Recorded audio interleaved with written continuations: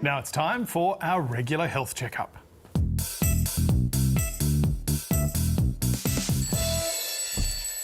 And not many Australians have heard of cytomegalovirus, or CMV, despite it being the most common congenital infection.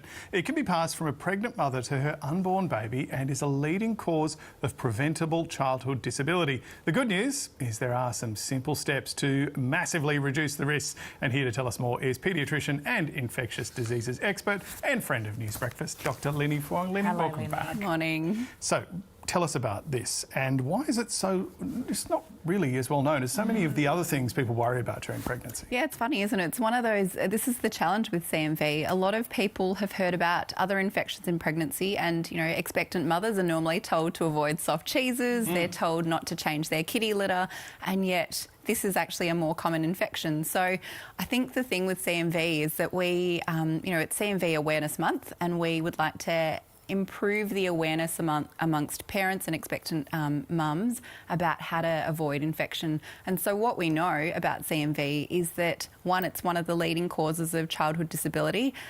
We know that 1 in 200 Australian babies are born with congenital CMV and 10 to 15% of them go on to develop complications such as cerebral palsy, intellectual disability, and it is the highest cause in terms of infections of causing hearing loss. So it has a really big burden and yet people don't know about it. No, so what exactly is it? What are the risk factors? What about young kids? Take us through that. Yeah, so CMV is a really common virus. It's a herpes virus just like the cold sore virus, just like the virus that causes chickenpox. And what we know is it's transmitted through people through infected saliva or urine. We know that kids are kind of a sitting duck and they kind of, they are the reservoir for infections.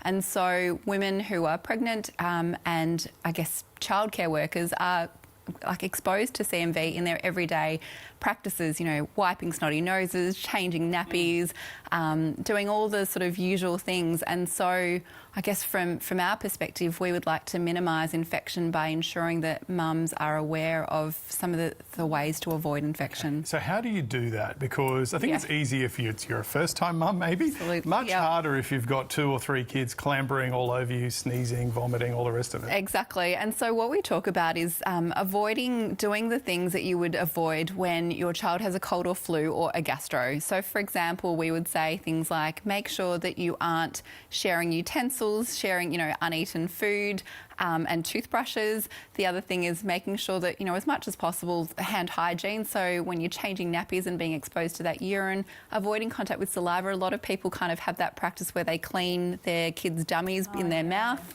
and also sort of cleaning surfaces that might have been in contact with saliva or urine. So really it's about minimising that contact as much as possible and ensuring that, you know, they are being a bit more careful, especially in that first trimester where there is the greatest risk to a pregnant woman. We know that the way that it causes problems in the baby is that if a woman who is pregnant is infected, especially for the first time during their pregnancy, if it's transmitted through the placenta to the baby, it can cause problems in terms of all those other factors. Make dads do the nappies for a few months, get vomited on for a bit. That's right, exactly.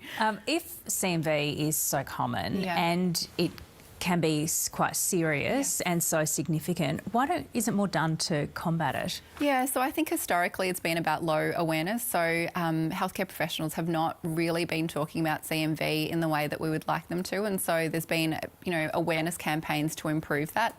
The other thing is there's no vaccine, unlike flu and whooping cough, which we talk about through pregnancy. And so, you know, it's a watch this space actually. So hopefully there are some exciting developments with CMV vaccines in the future.